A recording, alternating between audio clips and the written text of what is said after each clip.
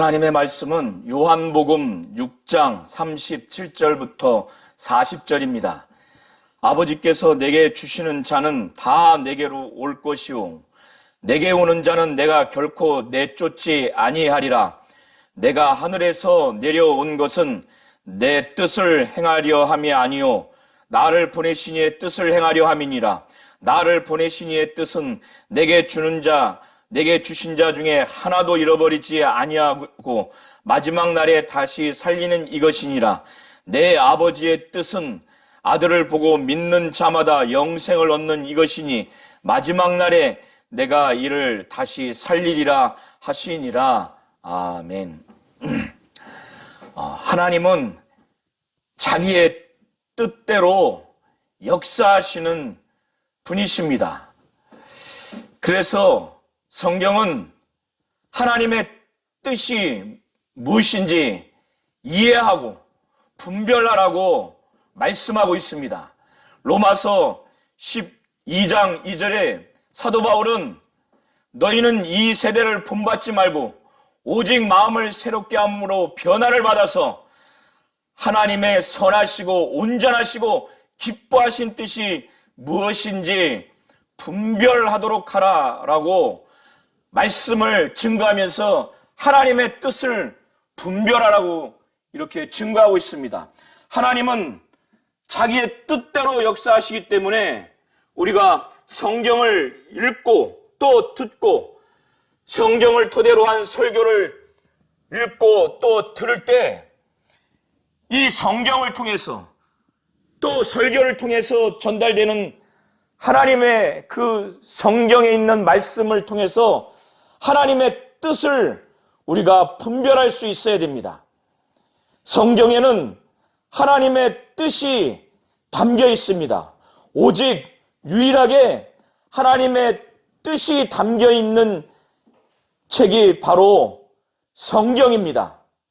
우리가 이 성경을 통해서 하나님의 뜻을 알려는 간절한 마음이 우리에게 있어야 됩니다.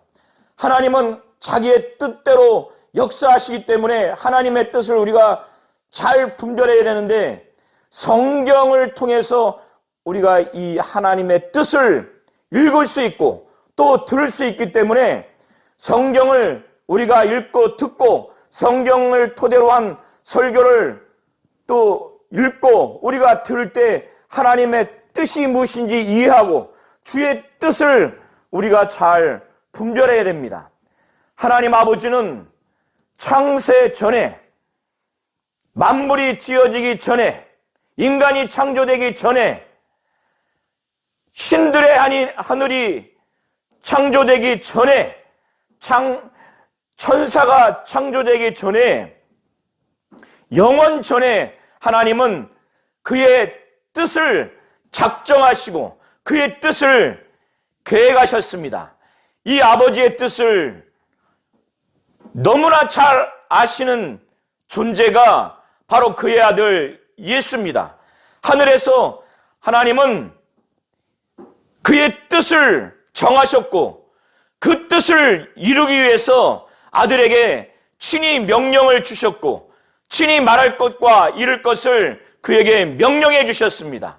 그래서 아버지의 뜻을 완벽하게 아는 육신을 갖고 온 존재는 말씀이 또 로고스이신 예수가 죄 있는 육신의 모양으로 오신 유일한 존재입니다. 그래서 하나님은 하늘에서 이미 창세 전에 인간이 창조되기 전에 인간이 창조되어 타락하기 전에 세상 천지 만물을 창조하기 전에 이 아버지의 뜻을 아들을 통해서 이루고자 하는 그 일을 계획하셨습니다. 그래서 영원전 하나님의 이 의도, 하나님의 이 경륜을 이루고자 그 일을 예수를 통해서 이루고자 하는 그 일을 영원전에 작정하셨습니다. 그래서 그의 아들을 후사로 바로 상속자로 삼으셔서 그 이후에 천지 만물을 창조하시고 인간을 창조하신 후에 천지 만물을 아들에게 맡겼고 또 인간을 아들에게 맡긴 것입니다. 천지 만물을 창조한 후에 아들을 후사, 상속자로 삼고 그 후에 맡긴 것이 아니고 인간을 창조한 후에, 인간이 타락한 후에 아들을 상속자로 후사로 정하고 그에게 맡긴 것이 아니라 영원전 바로 하나님은 뜻을 정하시고 그 뜻대로 그의 경륜대로 아들을 후사로 상속자로 정하신 후에 그 후에 천지 만물을 창조하시고 인간을 창조하신 다음에 이미 그 모든 계획을 아들에게 맡길 계획을 창세 전에 영원 전에 이미 계획을 하신 것입니다. 그래서 천지 만물을 창조하고 인간을 창조한 후에 비로소 그것이 맡겨지는 실행이 이루어진 것입니다. 신앙생활을 하며 있어서 기도도 하고 말씀도 읽고 설교도 듣는데 정작 하나님의 뜻을 우리가 분별하지 못한다면 대단히 위험에 빠질 수가 있습니다. 하나님은 그가 영원 전에 작정하신 그 뜻을 그의 아들에게 알게 하시고 그의 아들을 통해서 말씀이 육신이 되어 오신 후에 이 땅에서 하나님의 뜻을 다 이루고 부활 승천하시고 또 나머지 뜻인 재림하셔서 영원한 나라가 이제 곧 시작될 것입니다. 이러한 모든 과정에서 하나님은 창세전에 정하신 그의 뜻을 단 하나도 변개하지 않으셨습니다. 그의 뜻은 절대로 변할 수 없고 변해지지도 아니하는 바로 하나님의 영원한 뜻입니다. 이것을 너무나 잘 아는 그의 아들이 이 땅에서 죽음의 그 잔, 인간을 대신해서 죄 있는 인간의 그 저주와 형벌을, 그 심판을, 그 고난을 그가 대신 짊어지시고 십자가에 못 박혀 피 흘려 죽으셔야 하는 그 진노의 잔, 인간이 받아야 하는 저주와 심판의 잔을 이제 받아들여야 하는 그 직전에 아버지께 이 잔이 할 수만 있다면 내게서 지나가게 해달라고, 죄인인 인간이 받아야 할 그 심판의 잔, 그 진노의 잔을 그가 대신 받아서 그 심판과 진노의 그 잔을 받음으로 인해서 아버지와 단절되는 그것이 너무나 고통스럽고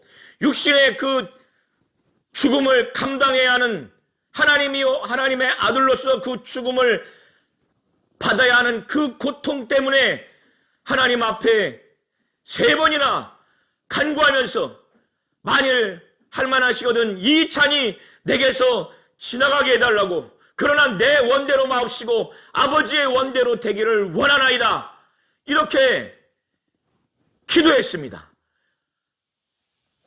그리고 이와 같은 내용으로 연이어서 기도하면서 3번이나 독생하신 하나님, 아버지의 품속에서 독생하신 하나님, 하나님의 뜻을 완벽하게 아는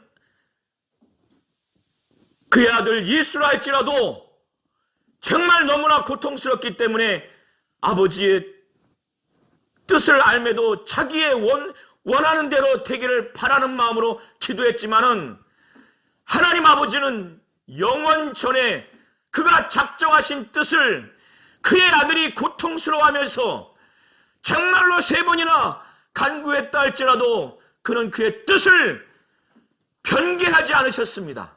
이렇게 하나님은 자기의 뜻대로 역사하시는 분이십니다. 예수께서는 주기도문을 통해서도 이 영원하신 하나님의 그 작정하신 뜻이 하늘에서 이룬 것 같이 이 땅에서도 이루어지기를 바라는 기도를 하라고 제자들에게 가르쳐 주셨습니다. 그것은 하늘에서의 영원하신 하나님의 경륜, 하나님의 뜻이 이 땅에서도 계속 이루어져야 되고 이루어져야만 하는 변경할 수 없는 뜻임을 말씀하고 있습니다. 하나님 아버지는 영원 전 자신이 작정한 뜻을 그의 아들을 통해서 이루고자 작정하셨고, 그 때가 참으로 인해서 그의 경륜을 교회를 통해서 하늘에 있는 권세자들과 통치자들에게 하나님의 각종 지혜를 알게 하셨습니다. 에베소 3장 9절부터 11절을 통해서 영원부터 만물을 창조하신 하나님 속에 감추었던 비밀의 경륜이 어떠한 것을 드러내려 하심이라. 이는 이제 교회로 말미암아 하늘에 있는 통치자들과 권세들에게 하나님의 각종 지혜를 알게 하려 하심이니 곧 영원부터 우리 주 그리스도 예수 안에서 예정하신 뜻대로 하신 것이라 라고 증거하고 있습니다. 또 에베소 1장 9절부터 10절을 통해서 그 뜻의 비밀을 우리에게 알리신 것이요 그의 기뻐하심을 따라 그리스도 안에서 때가 찬 경륜을 위하여 예정하신 것이니 하늘에 있는 것이나 땅에 있는 것이 다 그리스도 안에서 통일되게 하려 하심이라 라고 기록하고 있습니다. 이렇게 하나님의 뜻은 절대로 변경하지 않습니다. 그의 아들이 3번이나 자기의 원대로 되기를 그렇게 간구했지만 하나님 아버지는 자신의 뜻을 굽히지 않았고 변개하지 않았습니다. 그래서 그의 아들을 통해서 하나님의 뜻을 완벽하게 이루셨습니다. 사람이 볼 때, 육체로 볼 때, 세상의 관점으로 볼 때 예수는 고난당하시고 저주받으시고 정말 죽임을 당했고 피 흘려서 고통스럽고 그는 형통치 않은 것처럼 보이지만 하나님이 보실 때, 하나님의 뜻의 입장에서 볼 때, 하나님의 정말 시각으로 볼 때는 이 예수는 가장 육신을 갖고 온 존재 중에서 가장 잘된 존재입니다. 가장 형통한 존재입니다. 왜 그런가 하면 그는 고난당하고 핍박받고 또 모진 피를 흘리고 창에 찔려 죽었지만은, 대못에 박혔지만은, 그래서 십자가에 못 박힌 자는 저주받은 자라 유대인들도 그렇게 폄하했지만은 그는 하나님의 뜻대로 말씀이 육신이 되어 오시고 고난당하시고 죽으시고 부활하셔서 이제 하나님의 뜻대로 다시 재림하실 것이기 때문에 그는 가장 형통한 자요, 가장 육신을 갖고 온 존재 중에서 가장 축복을 받은 자요, 복이 있는 자요, 형통한 자입니다. 어떻게 이렇게 하나님의 형통을 받을 수 있습니까? 그것은 바로 하나님의 뜻대로 해야만이 하나님 보실 때, 하나님 입장에서 가장 잘 될 수 있는 가장 형통한 자입니다. 우리 성도님들은 이와 같이 이 세상에서 잘 될 수 있습니까? 정말 하나님 보실 때 형통할 수 있습니까? 무엇으로 형통할 수 있습니까? 세상 사람들은 형통이라면 남에게 주어도 풍족할 수 있는 그 물질의 부유함, 부동산의 부유함, 명예의 부유함을 말할 수 있지만 하나님은 예수 그리스도를 통해서 하나님 보시기에 하나님 나라에서 가장 잘된 사람은, 가장 잘된 존재는 바로 예수예요. 예수가 가장 형통한 삶을 살았는데 그 핵심은 바로 하나님의 뜻대로 순종하며 복종하며 사셨기 때문에 바로 가장 형통한 자입니다.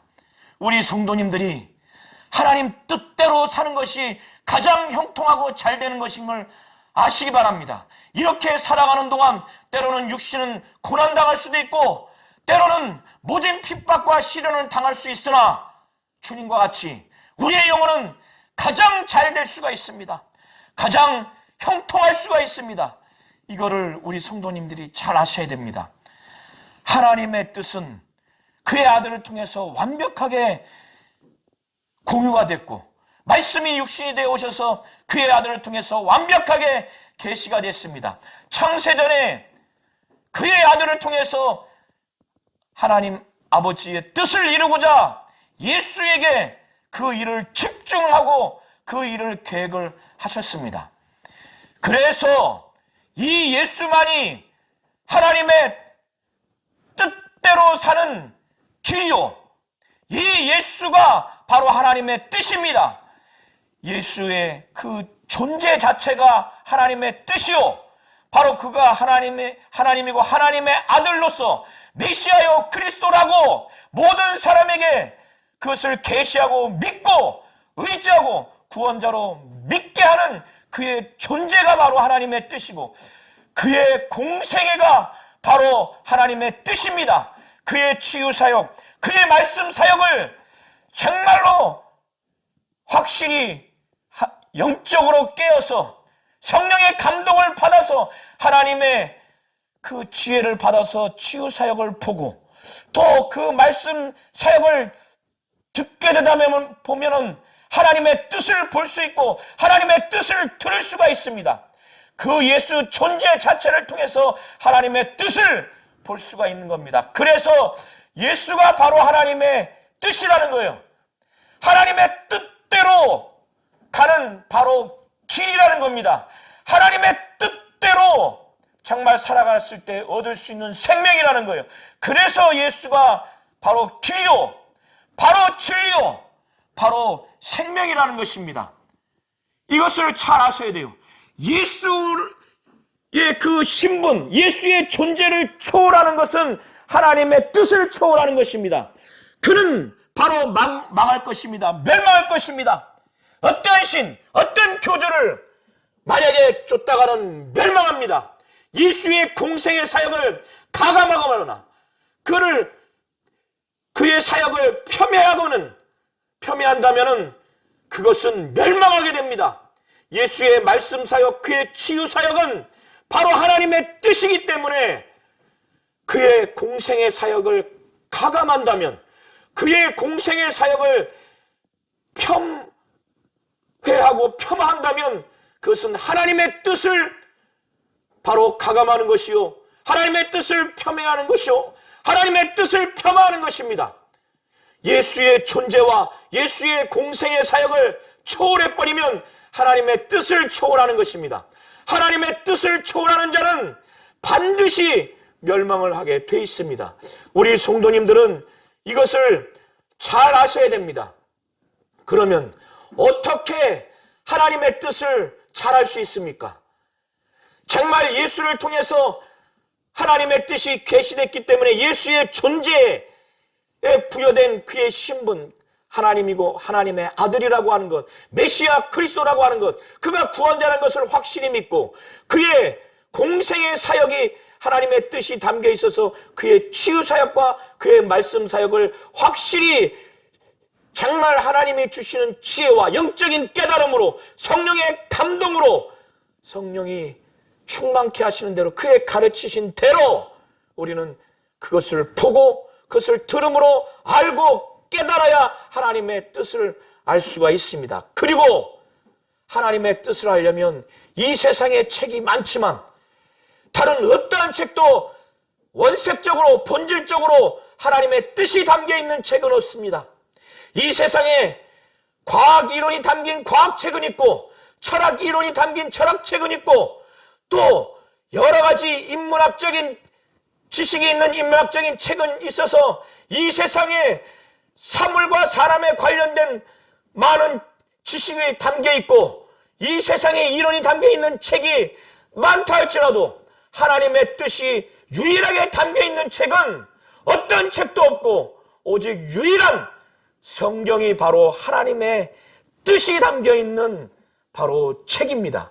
그래서 우리가 성경을 읽고 성경을 듣고 이 성경을 깊이 연구하고 이 성경을 성령의 감동으로 성령의 충만함으로 하나님께 말씀을 받아서 전달해서 우리가 들을 수 있는 이 하나님의 말씀을 전달하는 이 설교를 우리가 잘 들어서 이 성경을 잘 이해해야 합니다. 그래야 하나님의 뜻을 우리가 읽을 수 있고 들을 수 있고 우리가 이해해서 하나님의 뜻을 우리가 분별할 수가 있는 겁니다. 성경은 두 가지 책으로 되어 있습니다. 크게 신약과 구약으로 되어 있습니다.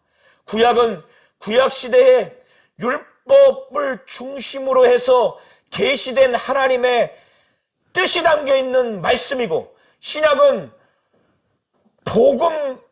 신약 시대의 복음을 중심으로 해서 계시된 하나님의 뜻이 담겨져 있는 말씀입니다. 성경은 이렇게 구약과 신약으로 되어 있는데, 그 중에서 구약은 율법 중심으로 되어 있고, 신약은 복음 중심으로 되어 있습니다. 율법과 복음은 각각 하나님 말씀에 정말 중요한 내용인데, 율법에도 하나님의 뜻이 담겨 있고 복음에도 하나님의 뜻이 담겨 있습니다. 그런데 이 율법의 하나님의 뜻은 바로 율법이 행함을 요구하고 있기 때문에, 이 율법이 요구하는 행함을 철저하게 지켜서 의를 이루라고 하는 것이 바로 하나님의 뜻입니다. 복음은 믿음을 요구하고 있습니다. 그래서 이 복음을 향한, 또 복음에 담겨져 있는 하나님의 뜻은 이 복음으로 말미암아 믿고 의를 얻으라고 하는 것입니다. 율법은 죄인은 반드시 형벌받는다는 내용이 담겨 있어요. 복음은 죄인은 믿어서 구원시킨다고 하는 내용이 담겨 있습니다. 하나님은 율법을 통해서 죄인은 반드시 그의 대가로서 형벌한다고 하는 약속을 거기에 담았어요. 복음에는 하나님이 죄인이랄지라도 이 죄인이 회개해서 이 죄인을 정말 예수를 믿는 믿음으로 말미암아 구원하리라고 하는 그 약속을 하나님이 복음에 거기에 담아둔 것입니다. 그러면 죄인인 인간이 율법을 통한 하나님의 뜻의 내용과 복음을 통한 하나님의 뜻의 내용을 정말 잘 안다면은 어떠한 하나님의 뜻을 정말 본질적으로 최종적으로 그거를 붙잡고 그 뜻대로 해야 되겠습니까?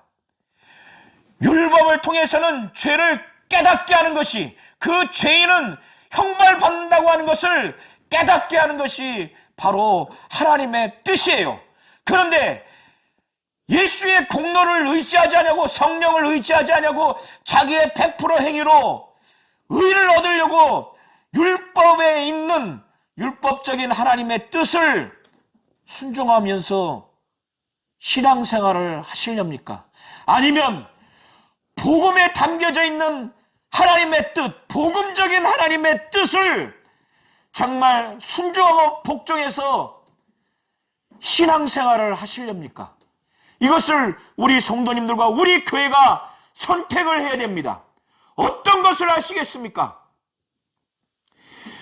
율법을 이스라엘 백성들이 모세로부터 계시받은 다음에 그들은 철저하게 이 율법대로 순종하며 복종하면서 삶을 살려고 그렇게 노력을 했습니다. 그러나 그렇다 할지라도 아담 이후에 범죄한 인간의 원죄, 영혼이 죽은 이 상태를 철저하게 율법을 순종하며 복종하면서 신앙생활을 했다 할지라도 그 원죄가 없어지지 않습니다. 그 영혼이 살지 못해요. 율법에 순종하며 복종하면서 신앙생활했던 유대 민족들, 종교 지도자들은 일시적으로 육체의 삶이 이방인과 다르게 정말 성별되고 거룩하게 되는 결과에 맺을 수가 있습니다. 그러나 영혼의 죄가 없어지거나 영혼이 구원받거나 영혼이 거룩하게 되지는 않습니다. 그래서 율법을 100% 지킨다 할지라도 망연자실할 수밖에 없는 거예요. 멸망받을 수밖에 없는 겁니다. 구원을 받지 못하게 됩니다. 그런데 율법에 담긴 하나님의 뜻을 부여잡고 인간의 100%의 노력으로 행함으로 인해서 의를 얻으려는 이런 불가능한, 가망이 없는 그런 삶을 사시렵니까? 율법을 100% 지킨다 할지라도 성령은 그 율법을 순종한 유대 민족에게 단 한 사람도 성령이 임하지 않았습니다. 왜 성령이 임하지 않았을까요? 이 율법대로 철저하게 신앙생활하고자 하는 자는 그의 아들의 피의 공로와 은혜가 많은 그 아들인 예수도 그와 같은 자들은 지원하지 않습니다. 성령도 역사하지 않습니다. 오직 이 복음에 나타난 하나님의 뜻, 이 복음적인 하나님의 뜻을 순종하는 자들, 우리가 무슨 자랑이 있고, 우리가 무슨 능력이 있고, 우리가 무슨 경험이 많고 지식이 많길래, 우리의 어떠한 자부심이 많길래 우리의 행함과 능력으로 신앙생활을 하려고 하십니까? 율법을 철저하게 지켜서 의롭게 하려고 하십니까?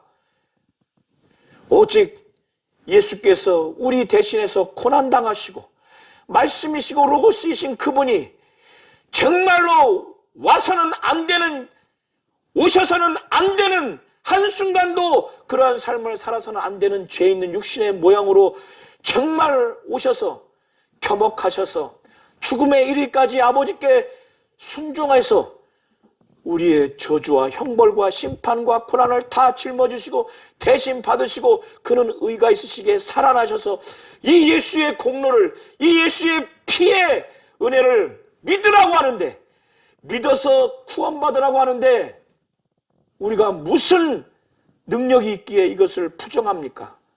이것을 왜 경시 여겨야 합니까? 성령은 복음에 나타난 하나님의 뜻을 사모하고 순종하는 자, 이런 자에게 성령이 임하시고 성령은 그런 교회와 그런 사람들 가운데 막 역사하실 것입니다. 이렇게 복음에 나타난 하나님의 뜻, 이 뜻대로 순종하고 복종하는 자에게 지금 보좌 우편에서 우리를 위해서 간구하시는 예수도 우리를 정말 적극적으로 지원하실 것이고, 정말 우리 안에서 말할 수 없는 탄식으로 우리를 위해서 하나님 뜻대로 간구하시는 그 성령도 복음에 나타난 하나님의 뜻에 정말 순종하고자 하는 자들에게 성령은 막 역사하셔서 아들이 이 땅에 와서 고난받고 죽으시고 부활하시기까지 그는 저주받고 피 흘려 죽임당해서 십자가에 못 박혀 모든 저주를 받은 것 같지만 하나님 보시기에 가장 형통한 존재로서 공생의 사역을 한 것처럼 하나님의 뜻대로, 복음에 나타난 하나님의 뜻대로 살고자 하는 성도들에게 성령은 정말 그의 아들처럼 형통하게 할 것입니다. 왜? 복음에 나타난 하나님의 뜻을 사모하고 순종하고 복종하고 이렇게 하기 때문에 막 성령이 역사하실 것입니다. 그래서 하나님의 뜻을 간절히 사모하고 하나님 뜻대로 살고자 작정하시라는 거예요. 그러면 성령이 막 형통하도록 인도하신다는 것입니다. 하나님은 영원 전에 자기의 뜻을 작정하신 분이세요. 그 뜻을 유일하게 공유하시고 정말 말씀이 육신이 되어 오신 분이 바로 그의 아들 예수예요. 그의 아들이라 할지라도 죽음 앞에 진노의 잔, 심판의 잔, 저주의 잔이 고통스러워서 3번이나 기도했지만 아버지 품속에서 독생하신 아들이라 할지라도 정말 자기의 원대로 하기를 원했지만 아버지는 꿈쩍하지 않을 만큼 자기의 뜻을 변경하지 않으시는 분이세요. 그 뜻을 아들을 통해서 그의 존재와 그의 공생의 사역을 통해서 다 나타내셨어요. 그래서 예수가 하나님의 뜻입니다. 예수를 초월하거나 예수의 사역을 초월하면 그는 하나님의 뜻을 초월하는 자요, 그런 자는 반드시 멸망하게 돼 있습니다. 요한복음 15장 7절에 너희가 내 안에 거하고 내 말이 너희 안에 거하면 무엇이든지 원하는 대로 구하라. 그리하면 이루리라. 예수의 말씀이 너희 안에 거하면, 예수의 말씀은 하나님의 뜻이 담겨 있어요. 하나님의 뜻대로 간구하면 들어주신다는 거예요. 내 뜻대로 기도하라는 게 아닙니다. 오늘 우리 성도님들이 이걸 잘 아셔서 하나님은 영원 전에 그가 작정하신 뜻, 바로 하나님의 의도, 하나님의 경륜이 있고 그 경륜을 말씀이 육신에 오셔서 예수만이 공유하고 그의 존재, 바로 그가 하나님이고 하나님의 아들로서 또 메시아로서 그리스도로서 구원자로서 그의 존재가 하나님의 뜻이 계시된 것이요, 그의 공생의 사역, 그의 말씀 사역과 치유 사역이 바로 하나님의 뜻이 계시된 것입니다. 그래서 예수가 하나님의 뜻이라는 거예요. 바로 예수가 하나님 뜻대로 가는 유일한 길이요, 바로 하나님의 생명을 얻을 수 있는 예수가 생명이요, 바로 예수가 진리라는 겁니다.